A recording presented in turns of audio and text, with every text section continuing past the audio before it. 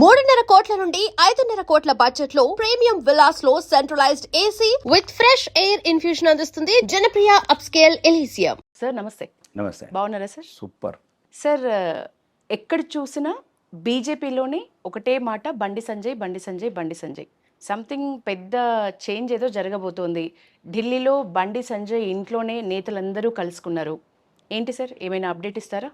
No, దానికి ముందండి అది party అధిష్టానము తీసుకున్న కొన్ని చర్యలల్లో కొన్ని తెలంగాణలో ఉన్న కొన్ని కార్యకర్తలలో పార్టీషన్లో ఉన్న కొన్ని అపోహలను తొలగించడానికి అంటే కావాలని దుర్మార్గమైన బీఆర్ఎస్ కాంగ్రెస్ ఒక సోషల్ మీడియా ద్వారా ఒక అపోహలు సృష్టిస్తుంది కావాలని. కాబట్టి దానికి కొన్ని సరిదిద్దే కార్యక్రమాలు ఆ అపోహలను దూరం తొలగించడం తప్ప అక్కడ ఉన్న ఏం లేదు. అపోహలను దూరం తొలగించడం కొంత కార్యాచరణ తీసుకుంటారు. ఆ కార్యాచరణ ఈరోజు తెలంగాణలో ఒక రకమైన ఒక ఉత్సాహం కనబడుతుంది. స్టేట్ రాష్ట్ర వ్యాప్తంగా కార్యకర్తలు కావచ్చు, నాయకులు కావచ్చు, ప్రజలలో కూడా కావచ్చు. ఇంకా మేము కోరుకున్నదంతా నిజమవుతుంది. ప్రజలు మాత్రం సంతోషంగా ఉన్నారు ఆ చర్యల వల్ల. బండి సంజయ్ రఘునందన్తో దిగిన ఫొటోస్, బండి సంజయ్ ఈటలతో దిగిన ఫొటోస్, ధర్మపురి అరవింద్ గారితో దిగిన ఫొటోస్ ఇప్పుడు సడన్గా చాలా వైరల్ అవుతున్నాయి. బీజేపీ క్యాడర్లో చాలా సంతోషం వ్యక్తం చేస్తున్నారు కింది స్థాయి నుంచి.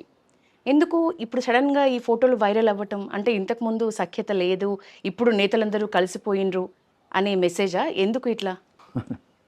ఎప్పుడు సఖ్యతనే ఉంది. నేను చెప్పాను కదా ఇప్పుడే, ఈ బీఆర్ఎస్ కాంగ్రెస్ రెండు ఒక్కటై ఒక ఏదైతే వెస్ట్ బెంగాల్ దెబ్బకు ఇద్దరు దిమ్మ తిరిగిపోయింది.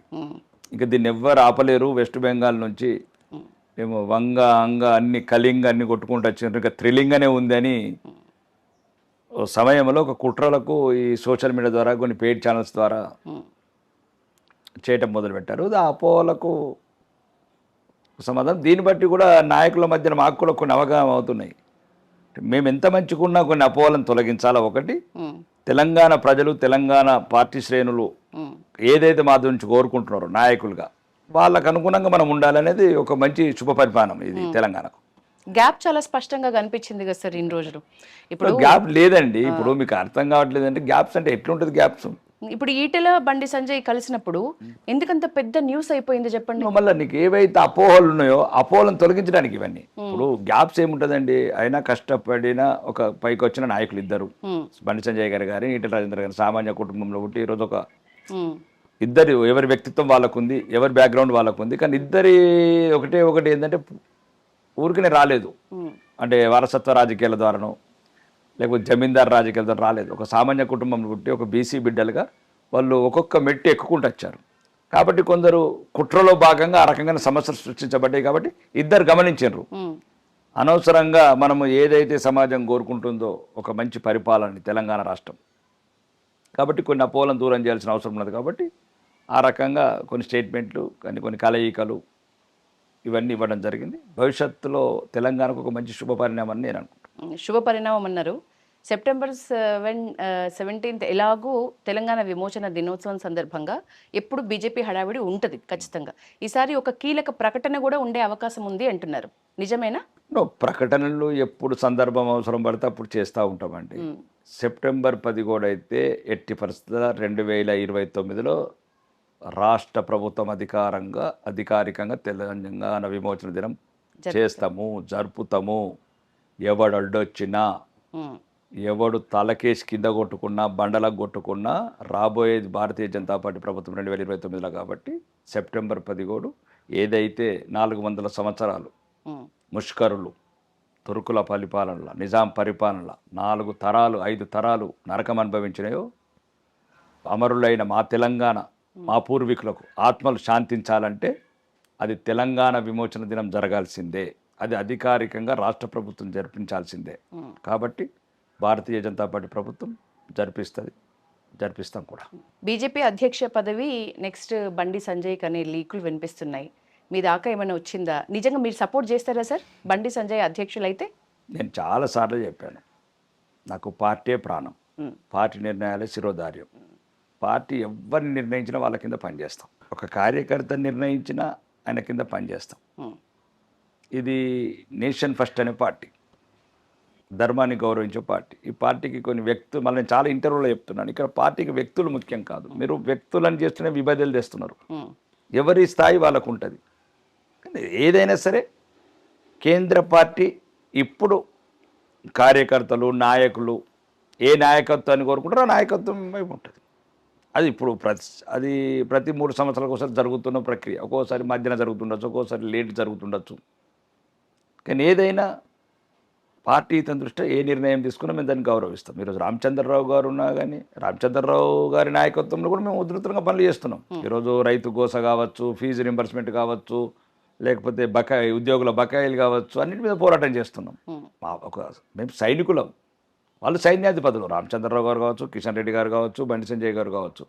కాబట్టి ఏదేమైనా పార్టీ నాకైతే ఒకటే, నాకైతే పార్టీ అన్నిటికన్నా మించింది. నాకు పార్టీ అయితే మీ ఒపీనియన్ని కాసేపు పక్కన పెడితే సార్, బండి సంజయ్కి ఒకవేళ బాధ్యతలు ఇస్తే భగీరథ విషయంలో కొంత డ్యామేజ్ జరిగిన విషయం వాస్తవం, ఎవరు ఒప్పుకున్నా ఒప్పుకోకపోయినా. మరి ఒకవేళ బాధ్యతలు ఇస్తే దేశవ్యాప్తంగా నెగిటివ్ ప్రచారానికి ఆస్కారం మీరు ఇచ్చుకున్నట్లే కదా. అది కోర్టు పరిధిలో ఉన్న న్యాయస్థానాల్లో ఉన్న సమస్య ఒకటి.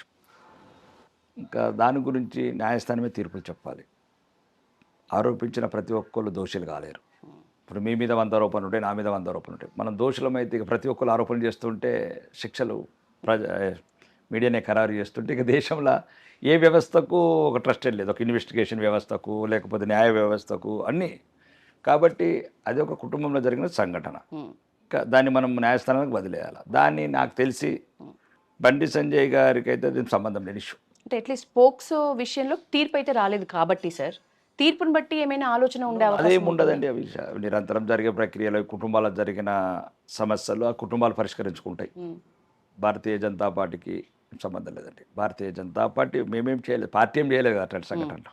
కాబట్టి అవి కుటుంబ సంఘటనలు, కుటుంబంలో జరిగిన సంఘటనలు కుటుంబాలే పరిష్కరించుకుంటాయి. న్యాయస్థానాల తీర్పులకు అనుగుణంగా ముందుకెళ్తారు. సార్, ఏపీకి భిన్నంగా జనసేనని ఇక్కడ కొంచెం గ్యాప్ పెరుగుతోంది. జనసేన పార్టీకి బీజేపీకి కొంచెం గ్యాప్ పెరుగుతోంది. ప్లస్ బీజేపీ నేతల్ని జనసేన చేర్చుకుంటోంది. ఫిరాయింపులకి పూర్తి వ్యతిరేకమైన మీరు, లేకపోతే మీ పార్టీ ఏమైనా వార్నింగ్ ఇచ్చే అవకాశం ఉందా జనసేనకి? ఫిరాయింపులు అంటే ఏంటి? ఫిరాయింపులు వేరు, పార్టీ చేరికలు వేరు. ఇప్పుడు మీరు యాక్సెప్ట్ చేస్తారా ఈ చేరికల్ని? ప్రజాస్వామ్యంలో ఎవరైనా సరే ఎవరికి నచ్చిన భావజాలంతో సిద్ధాంతం పోవచ్చు. తప్పేముంది? That is the beauty of democracy. రాజ్యాంగమే రాశారు. ప్రజాస్వామ్యంలో తమ స్వేచ్ఛ, నాయకులకు వాళ్ళు కోరుకునే పార్టీలకు వెళ్ళొచ్చు, వాళ్ళు కోరుకున్న పదవులకు పోటీ చేయొచ్చు. నీకు ఏ పార్టీ సపోర్ట్ లేకుండా నువ్వు ఎంపీగా పోటీ చేయొచ్చు, రాష్ట్రపతిగా పోటీ చేయొచ్చు. అంటే నేను అనేది ఏంటంటే ఈ దేశ ప్రజాస్వామ్యంలో ఒక స్వేచ్ఛ. అది ప్రజాస్వామ్యయుతంగా పార్టీలు వాళ్ళకి ఇష్టం వచ్చిన, ఈరోజు జనసేన నచ్చచ్చు, రేపు తెలుగుదేశం నచ్చచ్చు, ఎల్లుండి కమ్యూనిస్ట్ నచ్చచ్చు, లేదు కవిత పార్టీ నచ్చచ్చు, లేదు బీజేపీ నచ్చచ్చు, ఆందోళన ఇళ్ళ రావచ్చు. ఒక ఆధునిక భారతంగా అభివృద్ధి వైపు అడుగులెడుతున్నదంటే అది భారతీయ జనతా పార్టీ నాయకత్వంలో. కుంభకోణాలు లేని, కుటుంబ పాలన లేని ఒక పరిపాలన చేస్తుంది. ఈరోజు దేశ యువత కోరుకుంటున్న, మధ్యతరగతి కోరుకుంటున్న, పేదలు కోరుకుంటున్న ఏదైతే అభివృద్ధి ఉందో అది అన్ని వర్గాలకు అభివృద్ధి సమాంతరంగా చేసుకుంటూ వస్తున్నది ప్రభుత్వం. కాబట్టి ఇంకా మ్యాక్సిమం అన్ని పార్టీల వాళ్ళు మా దాంట్లోకి వస్తున్నారు. ఇంకా మా దాంట్లోకి వెళ్ళి పోయే వాళ్ళని ఎవరు చూడలేదు. ఎక్కడైనా మరి గల్లీ లీడర్లు, బుల్లి లీడర్లు ఉంటే పోతే పోయి ఉండొచ్చు. కానీ తప్ప మాకు తెలిసేది మా పార్టీలోకి వెళ్ళి ఈరోజు దేశమంతా మా పార్టీలోకి వస్తున్నది.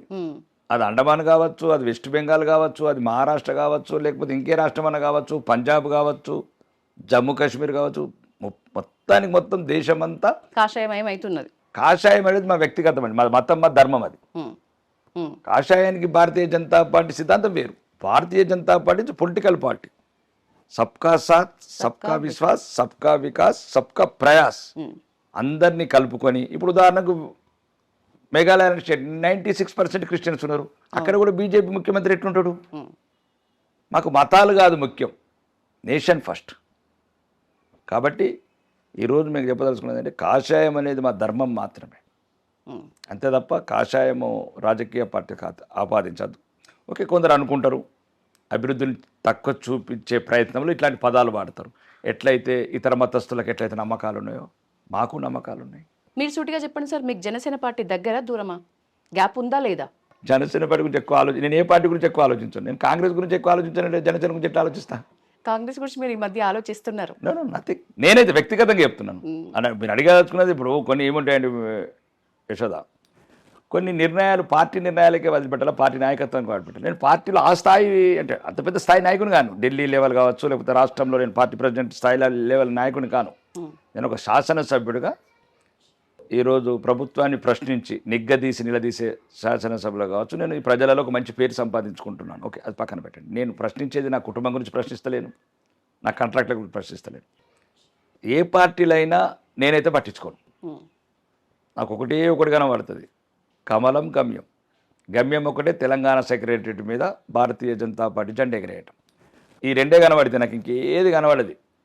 ఓకే, బీజేపీలోకి వచ్చేసాను, అయిపోయింది, శాసనసభ్యుడికి ఎన్నిక. ఇంకా నాకు ఒకటి, అర్జునుడికి ఎట్లయితే పక్షి కన్ను కనబడాలో, ఆకులు, చెట్టు, పావు ఇవన్నీ నాకు కనబడాయి.